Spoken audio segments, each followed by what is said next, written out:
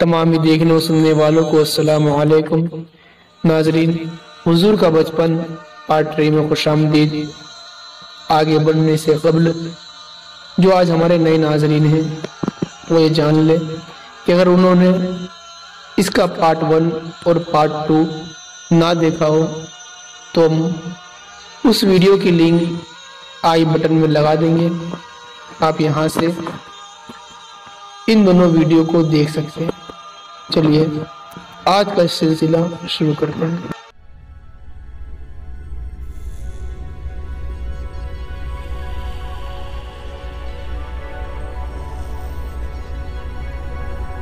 جس طرح سورج نکلنے سے پہلے ستاروں کی روشنی، صبح صادق کی سفیدی،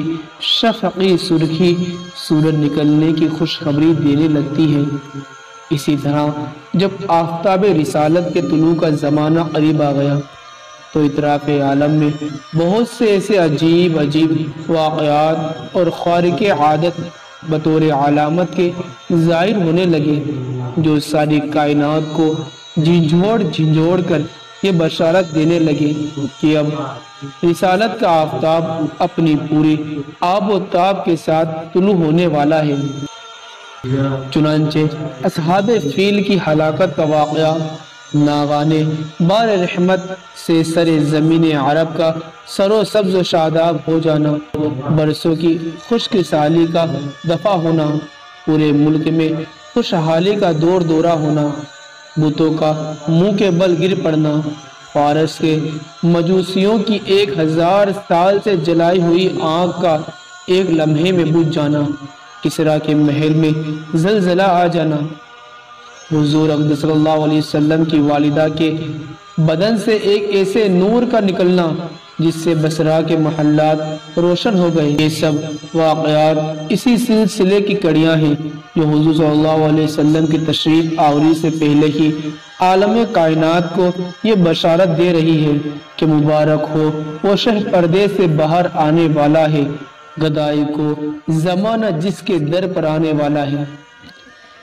ناظرین، اس بات کا جان لینا آپ کے لیے ضروری ہے کہ حضرات انبیاء کرام علیہ السلام سے قبل اعلان نبوت جو خلاف عادت اور عقل کو حیرت میں ڈالنے والے واقعات صادر ہوتے ہیں ان کو شریعت کی اصلاح میں ارحاس کہتے ہیں، اور اعلان نبوت کے بعد انہی کو معجزہ کہا جاتا ہے۔ اسی لیے جتنے واقعات ہم نے اس سے پہلے ذکر فرمائے وہ سارے ارحاس ہیں جو حضور اقدس صلی اللہ علیہ وسلم کے اعلان نبوت کرنے سے قبل ظاہر ہوئے، جن کو ہم نے برکات نبوت کے عنوان سے بیان کیا۔ اسی قسم کے واقعات جو ارحاس کہلاتے ہیں ان کی تعداد بہت زیادہ ہیں، ان میں سے چند تو آپ جان ہی چکے ہیں، آئیے چند اور آپ کے علم کے حوالے کرتے ہیں۔ حضرت عبداللہ بن عباس رضی اللہ تعالیٰ عنہما کی روایت سے یہ حدیث بیان کی ہے کہ جس رات حضور اقدس صلی اللہ علیہ وسلم کا نور نبوت حضرت عبداللہ رضی اللہ تعالیٰ عنہ کی پشت اقدس سے حضرت آمنہ رضی اللہ تعالیٰ عنہما کی بطن مقدس میں منتقل ہوا، روئے زمین کے تمام چوپایوں خصوصاً اریس کے جانوروں کو اللہ تعالیٰ نے گویائی عطا فرمائی اور انہوں نے بس زبان فصیح اعلان کیا کہ آج اللہ تعالیٰ کا وہ مقدس رسول شکم مادر میں جلوہ گر ہو گیا جس کے سر پر تمام دنیا کی امانت کا تاج ہے اور جو سارے عالم کو روشن کرنے والا چراغ ہے۔ مشرق کے جانوروں نے مغرب کے جانوروں کو بشارت دی، اسی طرح سمندروں اور دریاؤں کے جانوروں نے ایک دوسرے کو یہ خوشخبری سنائی کہ حضرت ابو القاسم صلی اللہ علیہ وسلم کی ولادت کا وقت قریب آ گیا۔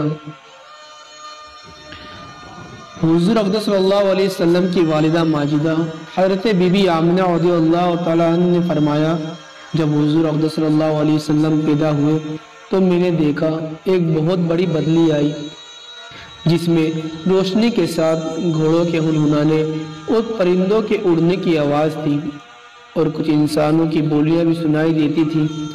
پھر ایک دم حضور اقدس صلی اللہ علیہ وسلم میرے سامنے سے غائب ہو گئے۔ اور میں نے سنا کہ ایک اعلان کرنے والا اعلان کر رہا ہے کہ محمد صلی اللہ علیہ وسلم کو مشرق و مغرب میں گشت کراؤ اور ان کو سمندروں کی بھی سیر کراؤ تاکہ تمام کائنات کو ان کا نام، ان کا حلیہ، ان کی صفت معلوم ہو جائے، اور ان کو تمام جاندار مخلوق یعنی جن و انس، ملائک اور چرند و پرند کے سامنے پیش کرو، اور انہیں حضرت آدم علیہ السلام کی صورت، حضرت شیث علیہ السلام کی معرفت، حضرت نوح علیہ السلام کی شجاعت، حضرت ابراہیم علیہ السلام کی خلت، حضرت اسماعیل علیہ السلام کی زبان، حضرت اسحاق علیہ السلام کی رضا، حضرت صالح علیہ السلام کی فصاحت، حضرت لوط علیہ السلام کی حکومت، حضرت یعقوب علیہ السلام کی بشارت، حضرت موسیٰ علیہ السلام کی شدت،